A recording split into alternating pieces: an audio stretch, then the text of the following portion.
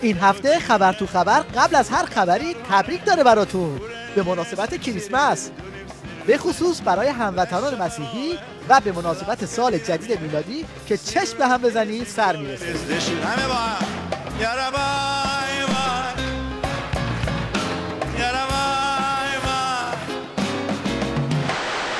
آخوندها که از هیچ چیز نوعی دل خوش ندارن حالا از سال نو هم وحشت دارن، چون هدیه های سال نوشون شامل دور جدید تحریم های اتحادیه اروپا بوده که تقریبا به 600 نهاد و فرد میرسه و تحریم جدید سنای آمریکا و تحریم جدید شورای امنیت و کاهش خرید نفت کره جنوبی و ژاپن.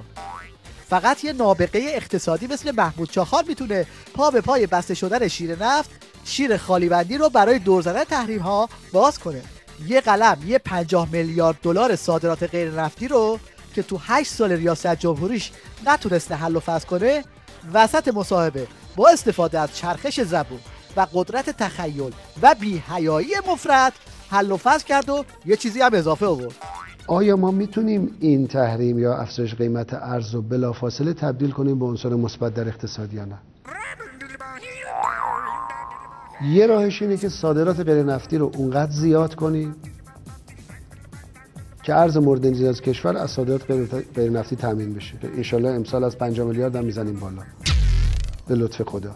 یه گام دیگه برداریم میرسیم به 100 میلیارد. خب 100 میلیارد بیشتر مگه نیاز داریم به واردات؟ یعنی وابستگی بودجه به نفت. آیا نمیتونیم برداریم؟ چرا میتونیم؟ میتونیم. یه حرکت دیگه هم بکنی شاید به 150 میلیارد هم برسی. رقیب احمدی نژاد تو بحث اقتصادی که قانون تبدیل ساندیس به پرت و پلا رو ثابت میکنه یه نابغه بسیجیه از مصادیق فرار مغزها، منتها از اون ورکی، یعنی مغزش فرار کرده خودش جا مونده. با سلام و درود بر ولی امر مسلمین جهان، فرمانده کل قوا، حضرت آیت الله عظما امام خامنه‌ای. می‌خواهم برایتان مطالبی را عنوان نمایم که سوالاتی که خودتان برای من پیش آورده اید به آن جواب بدهم. آمریکا عادت کرده بود که رکورد اقتصادی خود را با ورود به جنگ جبران کند، اما امروزه رکورد حاصل جنگ های آن شده است. این هزینه ها به قیمت افسردگی یک ارتش بزرگ و پوشالی آمریکا به اندازه 50% قدرت کل ارتش دنیاست بوده. بیداری اسلامی در سال 1357 وقتی از انقلاب اسلامی ایران شروع شد و به کشورهای اسلامی دنیا به اتمام رسید، آیا ندیدید که دنیا بیدار شده است؟ در 24 ساعتی که در آمریکا وقوع پیوست آیا این سناریو نبود؟ شما خودتان توسط سازمان سیاه این جوان را فرستادید اولا مادر خود را بکشد و سپس دانش آموزان را به قتل برساند و اون معلم را نیز به قتل برساند. فکر می‌کنید دنیا نمی‌داند چه اتفاقی افتاده است؟ و از طرفی خانم هیلاری کلینتون وزیر امور خارجه آمریکا خودش را به قش و زف می‌زند. حمیدرضا احمدآبادی فعال دانشجویی و فعال سیاسی از ایران این کلنگا رو برای ساختن نه یک مجموعه ورزشی و نه حتی یک استادیوم تکی، بلکه برای ساختن یه مسجد توی مجموعه ورزشی دارن میزنن. کی؟ 1.5 سال پیش. معاون محترم رئیس جمهور و ریاست محترم سازمان تربیت بدنی تکلیف کردن و مقرر کردن که هرچه سریعتر این بنای عظیم کلنگ زده بشه و با فوریت ساختش هم در دستور کار شرکت قرار بگیره. بله، با فوریت رفتن پای اجرای تکالیف ریاست محترم سازمان تربیت بدنی. فعلا که به اینجا رسیدن.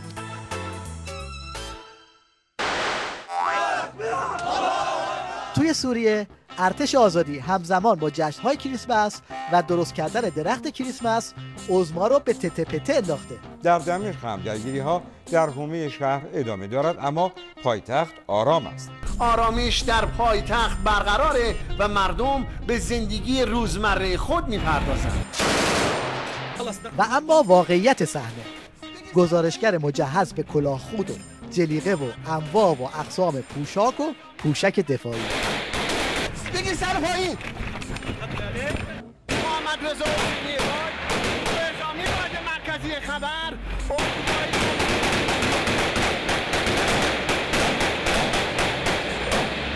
دمشق. تیوی ریش ویترین شترگاو پلنگ بازار نظام سیدعلیه که باید با سیلی صورت عظما رو سرخ کنه. انواع جنگولک بازی مشمئز کننده به خصوص رو به خارج و التماس که تو رو خدا کانال رو عوض نکنین، ما رو تماشا کنین.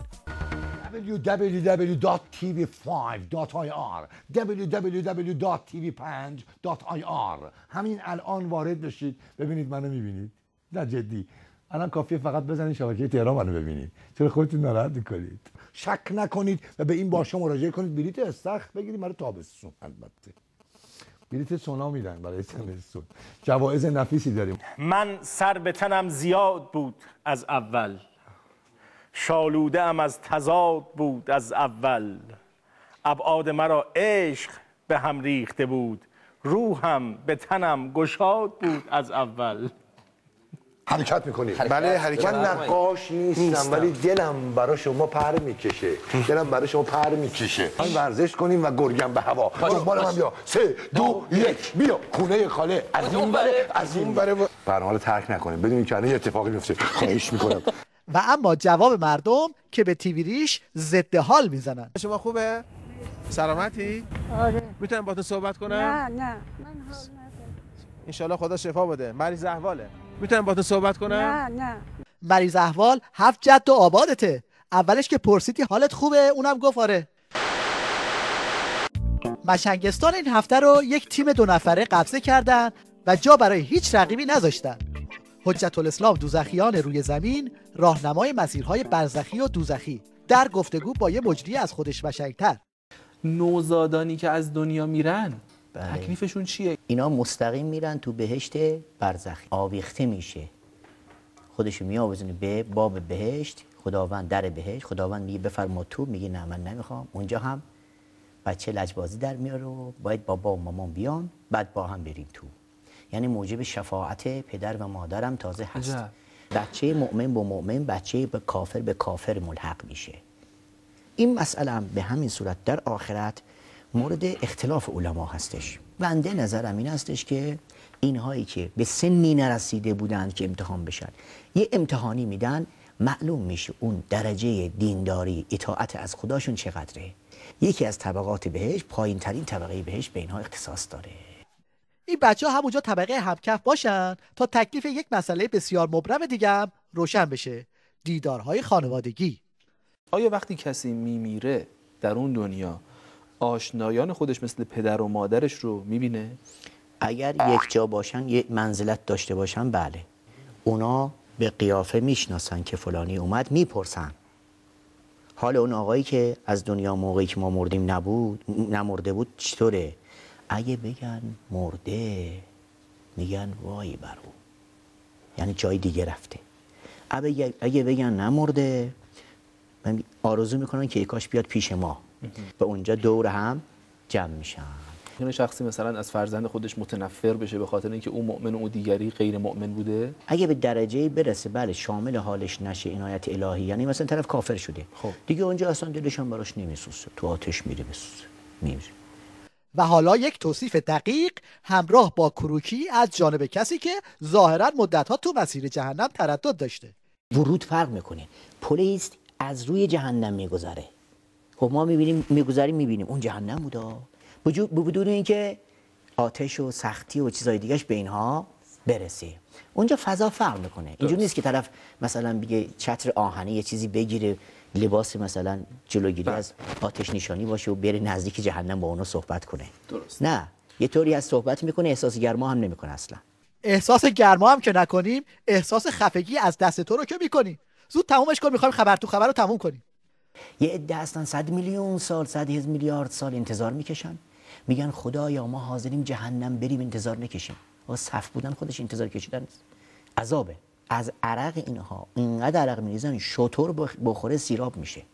آیا نکیر و منکر با گرز آتشین واقعا وارد قبرها میشن؟ اولا همیشه نکیر و منکر نیست، بشیر و مبشر هم داریم. یک گلی میاد بفرمایید اینو بو کنید، هر چی که از دنیا یادت بود فراموش کن و بری پی کارش. فراموش. اگه دارای عمل باد باشیم بله نوبت گرز آهنی و چیزهای دیگه بدتر از این هست. خدا به خیر کنه.